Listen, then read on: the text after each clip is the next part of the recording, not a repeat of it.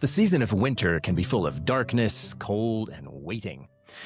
Winter creates limits. The days are shorter, we're stuck inside, and the sun itself, or at least its warmth, is elusive. Often we can be even closed off in our own minds as the dark and cold work their way inward. We're made keenly aware of our longing for restoration. But the story doesn't end there. The limits aren't just a challenge, they're an opportunity. It is into the midst of the world's limitations that the God of the universe comes after months of darkness in a womb. God is not afraid of constriction. Beginning on that one unique dark night, he instead works within time and space, offers us an invitation to participate with him. We can embody godly generosity and joviality as a community full of hope precisely in the time and space allotted to us, not in one grand gesture, but in the habitual creation of concentrated warmth and cheer, in making rich food and hot drinks, in telling stories, in lingering as we see each other more fully in long conversations by the fire. This is a poignant picture of the life of the church. While we see darkness and cold all around us, with our redeemed imaginations, we can live in intentional defiance of them, as God in the flesh did. Our winter content will focus on this theme, the reality of God in the flesh and what that means, with a calendar full of warmth, cheer, and hope, because our Lord is found with us in our limitations. Welcome to the Imagination Redeemed podcast, where we follow the great stories further up and further in pursuit of the life of Christ.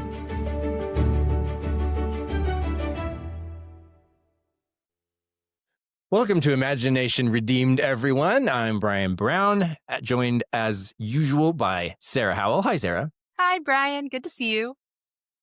We're going to have some fun because today is our second seasonal kickoff. We started doing this episode last season, and it's a chance for us to give you guys a little preview into what's coming up. Because, as I have just indicated, our winter season transcends a pretty interesting array of church holidays. We've got in this season Advent, and we've got Christmas, and we've got Epiphany, which is a little bit lesser known among some of you.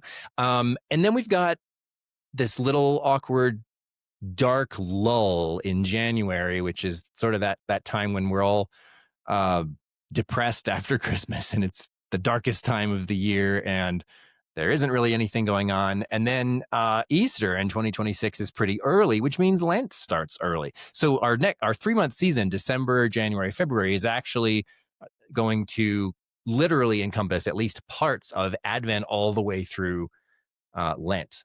So while we have this, one of the best holidays of the church year in the middle of it, we're also, both in terms of the weather and in terms of the season itself, hitting this season of kind of two different seasons, rather, of darkness and fasting and whatnot. So, Sarah, we started talking about what we wanted to do with this season, and we thought, let's talk about cheerful things.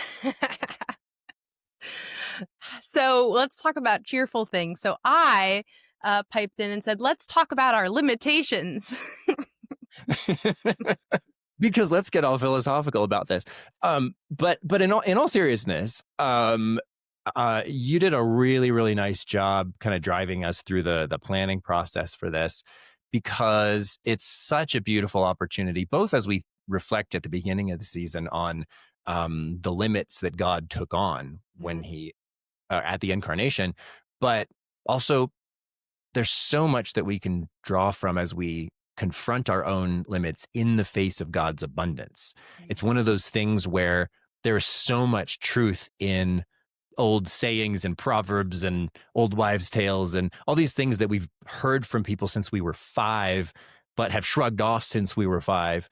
There are a lot of those things where you just kind of have to go through life. Yeah. And then at some point, like, you're ready, as Lewis said, to start reading fairy tales again, and you realize how that old saying from 10, 20, 40 years ago has so much truth in it, and it's like your heart is ready for it.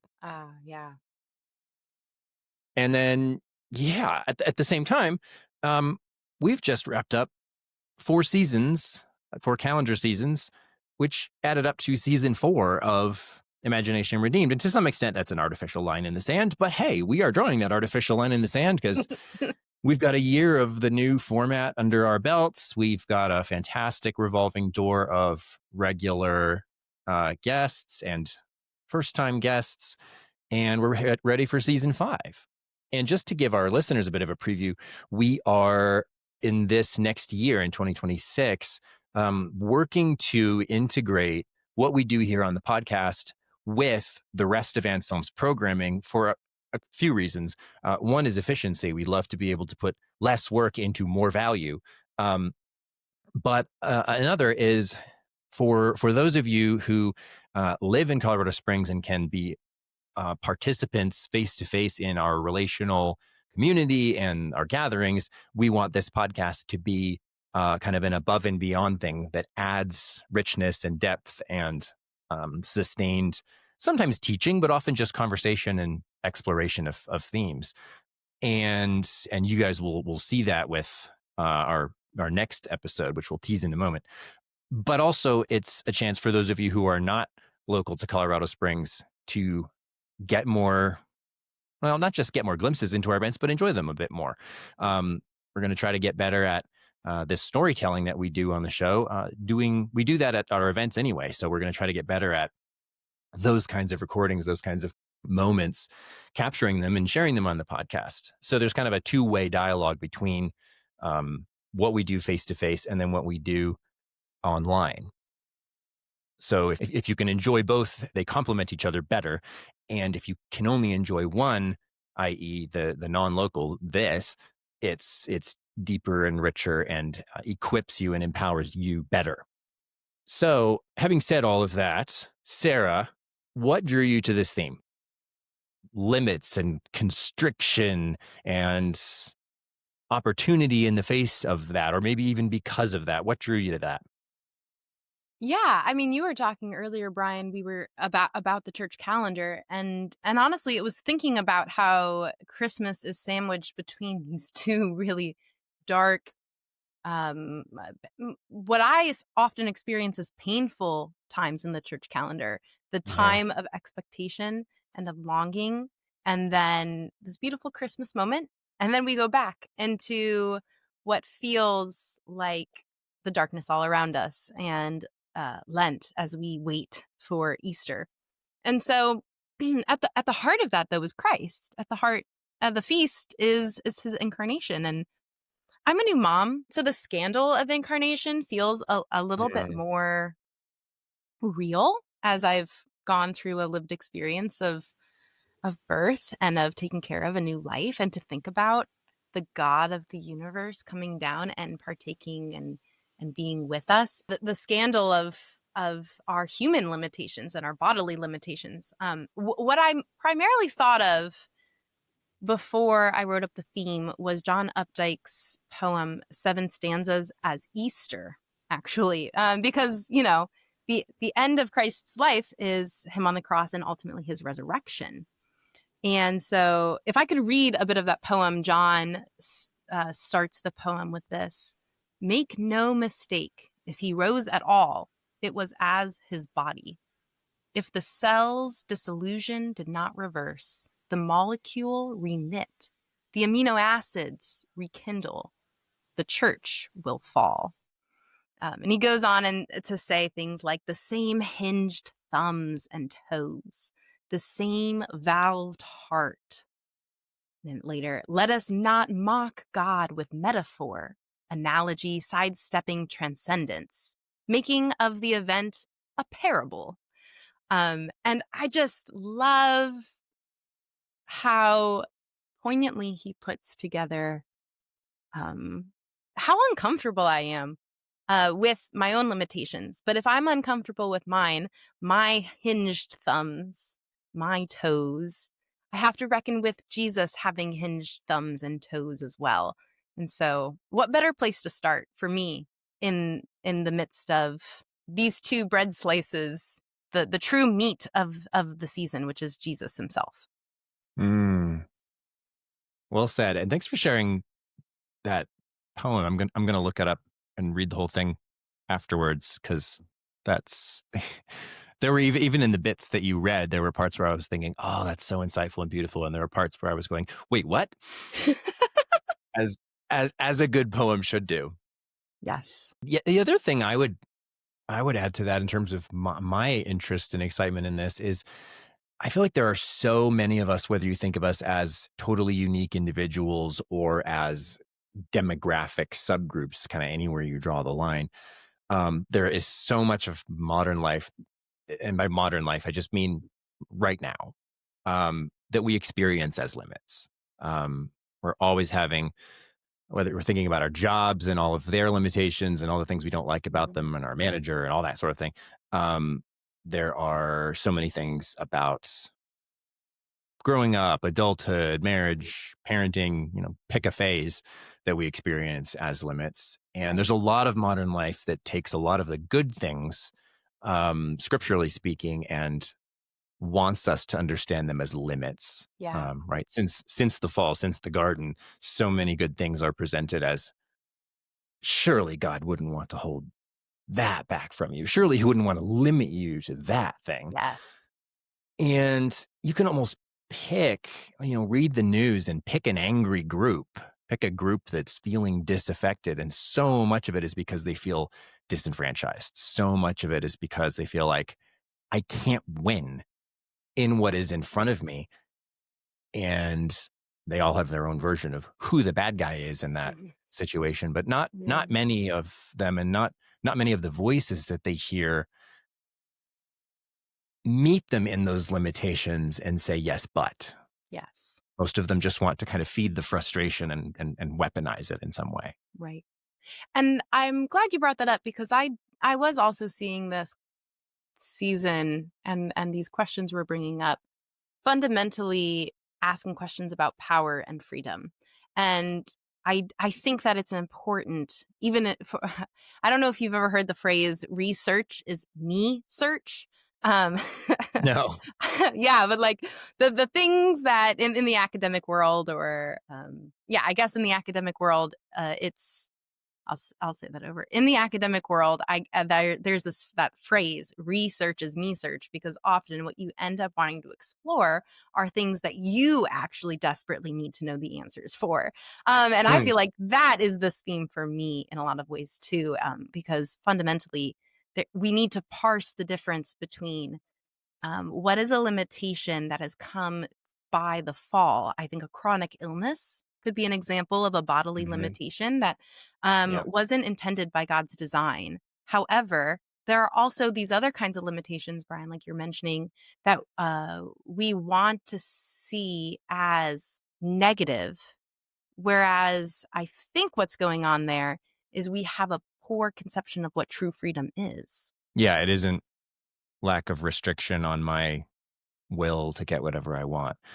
But even there, I've had so many conversations, I think particularly in political contexts, where Mm. someone immediately responds to that with, you're just trying to keep me down, or like the Mhm. patriarchy or something, right? Like that, whatever your attempt to say limits can be freeing. Wow, that's just exactly what you would say. So we want to be able to explore this concept, um, both through some theological lenses and through some practical lenses, the kinds of situations that we find ourselves in.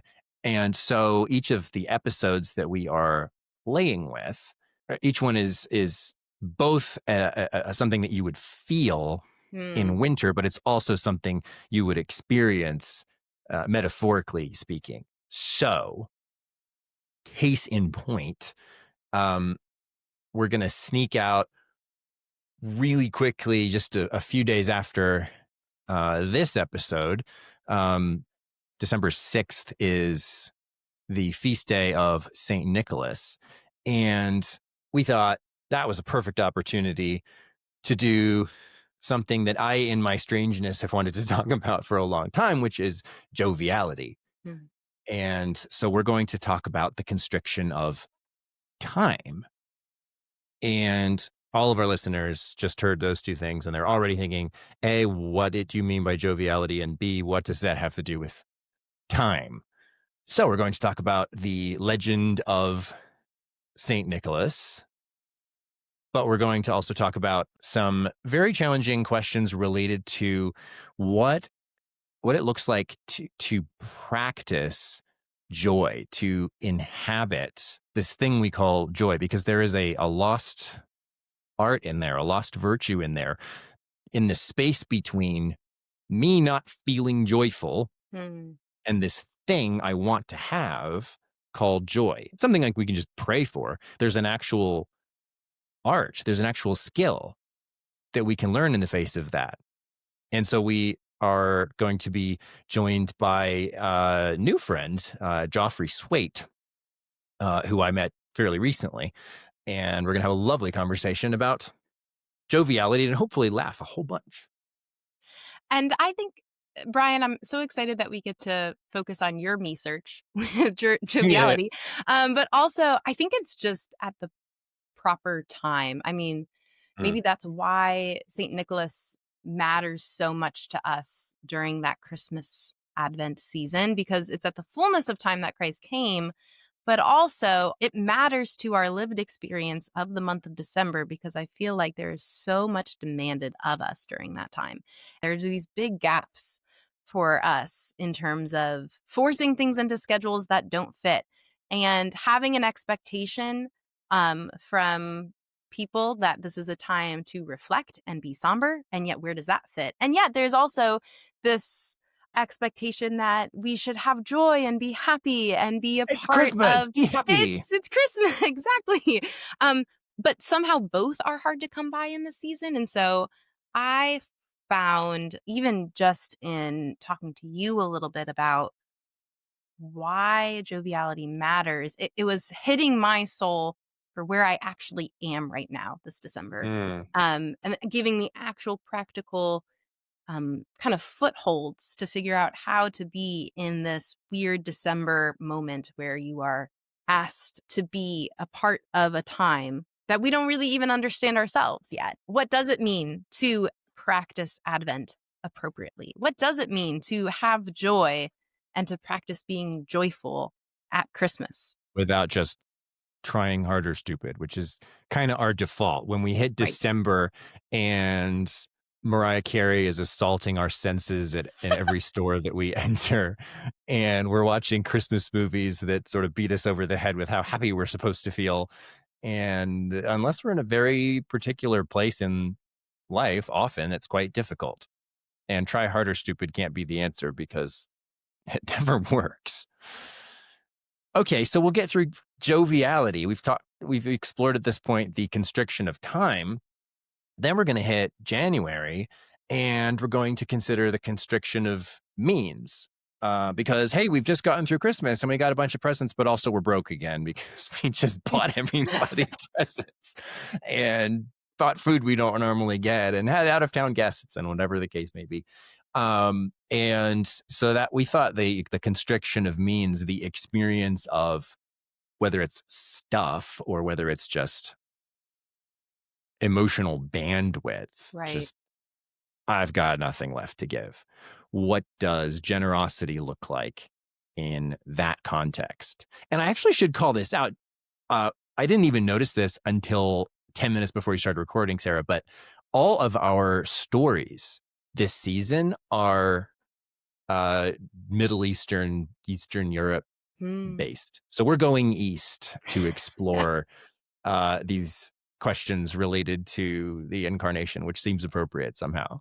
Right. Moving towards our culture, though, our cultural Yeah. moment, something that I find interesting too about thinking about our means, especially in January, is how while that's the time we feel the most tapped out, maybe financially, maybe emotionally, physically, all three, it's also the time our culture wants us to take kind of the needle and throttle things even further with this new start mantra of New Year's Oh yeah. resolutions, the new gym membership, also our desire to kind of clamp down and control our lives after the craziness of the holidays, right? There's this almost idealism about our means, and yet we actually have the least amount of capacity also in January, not to mention literally the energy from the sun. We don't have very much at that time either. And so there's this tension of what does it mean to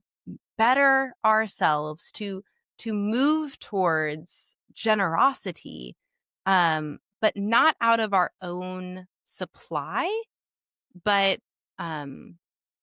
through participation in the life of God through the church and looking at different sources. And so I'm excited about talking Mm, about that because it does seem so otherworldly.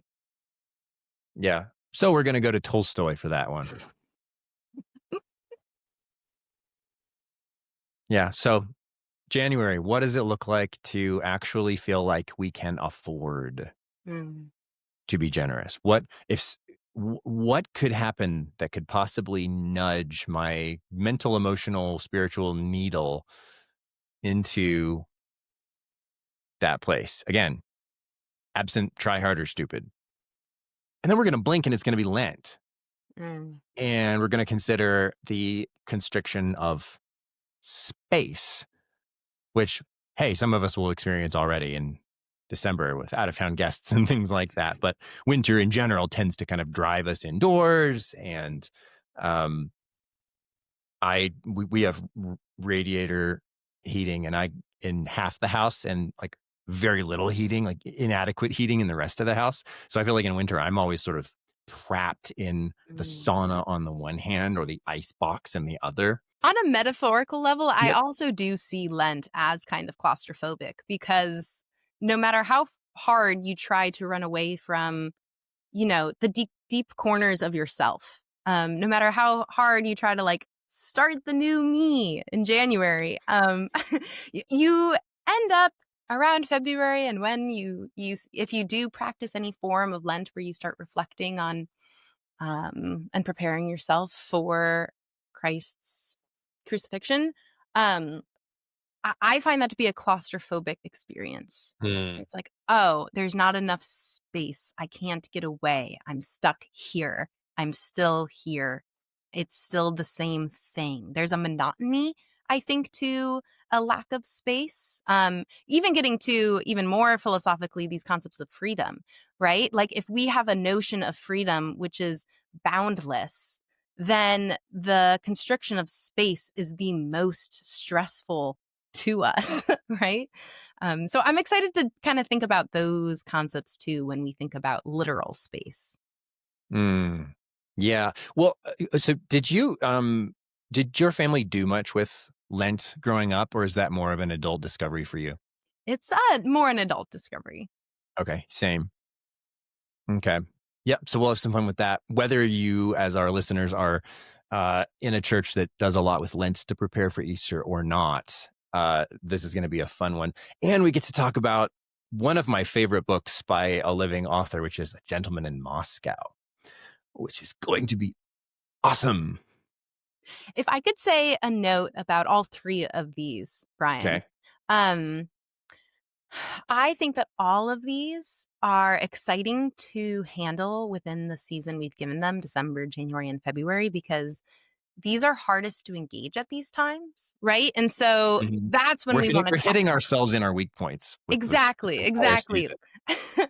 We're not talking about the constriction of space when it's summer and there seems to be endless time on the calendar for us to move about and move around and everyone is starting about outside, right? We're talking about it when we just can't handle being inside one more day and then the snow falls again and we just I want to know. I'll turn scream. on a podcast that tells me I should just not be like that. Right? Oh boy. So I mean, we have a big responsibility here not to say try harder stupid. But I think if I could bring in the some beautiful things from the tradition of virtue ethics.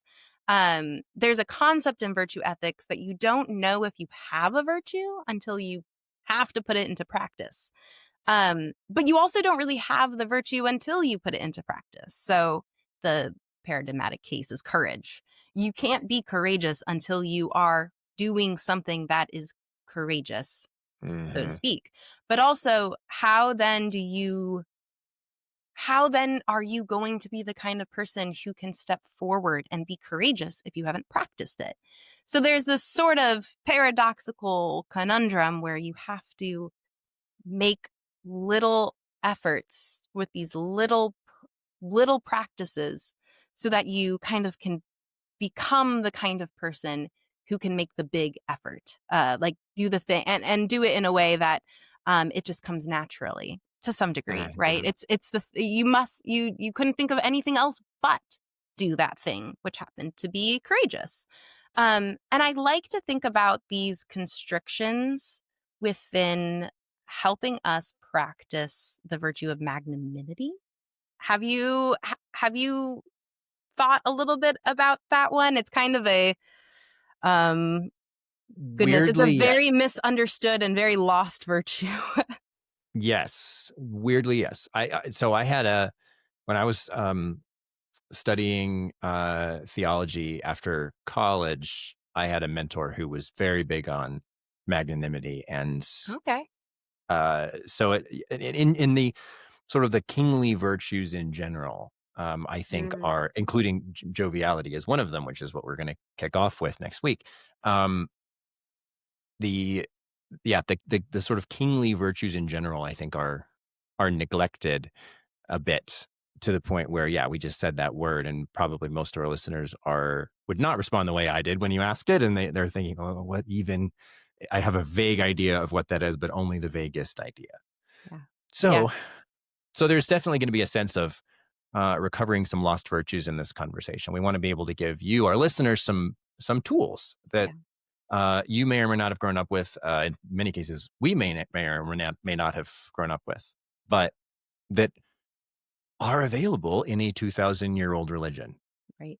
And if I could give a little anchor that my daughter's namesake actually gave me about what this virtue is, um, at first glance, it's also helpful to know that from the Latin magnus, that is great, and animus is soul. So we're talking about someone who is greatly souled. It like has and so Greatness of you might say, soul. like, what does that even mean? But the anchor that my dear Alina Berry told me is that it's kind of easier to think about this within the image of Tolkien's story and how he writes about Everything is. magnanimity. But we have these little hobbits who are asked to do something that is too big for them. And they have to step into these shoes before they actually fit for this great journey that they have to partake, right? And so you need to practice in order to have it. And at the end, the king of men bow down to them. And so um the question that I have when we think about the constriction of time is like, how do we become the kind of people who have great souls? And paradoxically, I think it's interesting to consider how God uses the constrictions of our lives to bring us the invitation to step into shoes that are too big for us. Um, and to image Jesus, who did that himself, right? And to have him as our exemplar, as well as the hobbits, because you always need a hobbit as your exemplar. Yeah, and in general, I mean, you leading into that with Tolkien just is a great connection point, and this whole season is going to be a great connection point with um, our larger idea at Anselm, that part of how your soul is formed and ought to be formed is through the great stories and in dialogue with the great stories, both in a sort of chronological chronos kairos time sense, inhabiting the larger meta narrative of scripture and of God, Mm. but also in the sense that these small stories, they don't just teach us something in a takeaway-ish sort of sense. They form our souls. um have you have you ever heard the this is neither here nor there, but it's hilarious. Have you ever heard the quote about Lord of the Rings and Atlas Shrugged? No. It's, oh gosh, okay. So it's this absolutely brutal quote from John Rogers, but I love it. I told it to a group of high schoolers recently, and there was just dead silence. Nobody laughed because nobody got the joke. But if you tell it to the right audience and listeners, I am hoping most of you are among them. It's hilarious. Put in the comments whether you are or not. Yes. So the quote goes like this. There are two novels that can change a bookish 14-year-old's life, The Lord of the Rings and Atlas Shrugged. One is a childish fantasy that often engenders a lifelong obsession with its unbelievable heroes, leading to an emotionally stunted, socially crippled adulthood, unable to deal with the real world. The other, of course, involves orcs. So, which, as someone who hates Atlas Shrugged, I think is just hilarious. That's wonderful.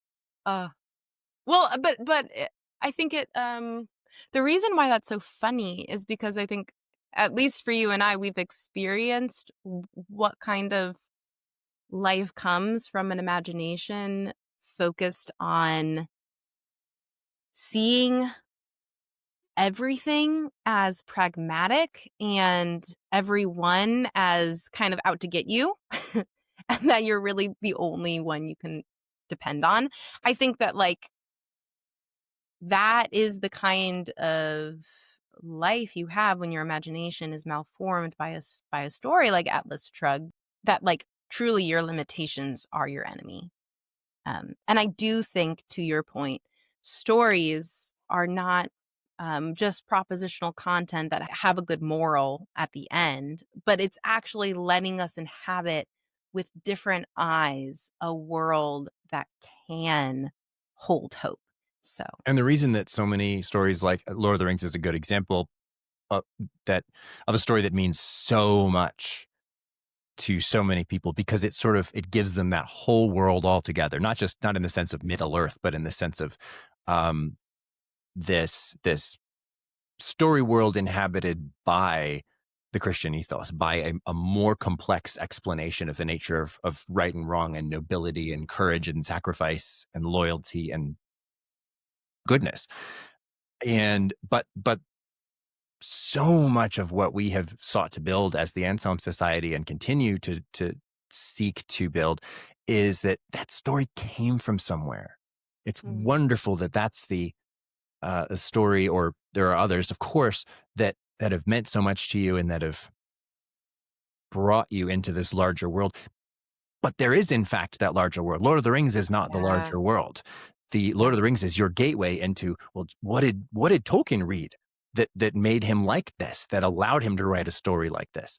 And so much of what we want to get into is that larger world and all of the stories that are the tapestry of that world. Side note, points to you for that incredibly skillful transition from my goofy quote and Atlas Shrugged to the larger limitations theme. If I were wearing a cap, I would tip my cap to you. That was extremely well done. Fine. Thank you very Okay. much. So as we wrap up, oh, and by the way, listeners, if you were wondering why are these two people so down on Ayn Rand and Atlas Shrugged, drop a note in the comments and we would be happy to fill you in. So Sarah, any final thoughts? So we're going to get into these episodes, joviality, constriction of time, generosity, constriction of means, warmth, constriction of space. We're going to explore stories and explore aspects of the Christian tradition that can equip us to become deeper and wiser and more stable and more beautiful and more good people, more conformed to the image of Christ, not just by trying hard or stupid. Any final thoughts before we sign off for the day and jump into the actual episodes next week? Yeah, I have some thoughts from a question you prompted a couple weeks back when we were discussing this theme, Brian, and I want to hear the answer to your own question. Wow. You asked a while ago, what do you hope that we feel by the end of the season? Not just understand intellectually, but actually feel. Can we just pause and appreciate how much emotional maturity I've accumulated in 40 years to allow me to ask a question like that? Mr. Left Brained. No, you go first. I'll jump in next. Yeah, and maybe this will show my cards of how much more emotional maturing I have to do, because I couldn't think of a specific emotion, but I could think of an image um for myself and for others, I want myself as well as for others to be able to smile a little bit more when they run into their limitation. Um, and the image that I have is for some of us that might be like a tiny uptick of our metaphorical or literal mouths. But the image that I had was um I, as a kid, remember being really grumpy or, having my own sort of temper tantrum, depending on how age appropriate it was at the time to do so. But I remember a couple of my family members being able to kind of draw me out of it a little bit through their joy and through cracking jokes to make me feel better. But I distinctly remember that experience of feeling and staying kind of grumpy externally, but some of their joy kind of sloughing off onto me, and there being a little uptick of, the corners of my mouth smiling, and I say it that way, and that's my desire, maybe Mm, because we need to spend more time thinking about hope, and that is maybe a poor expectation to have, but also because I think there is such a weight that comes to our limitations. mm, Some of us have chronic illnesses. Um, a lot of what comes from the true tension points of the limitations that matter to us matter because they feel like they are the places where we feel excluded. Um, and so this is a hard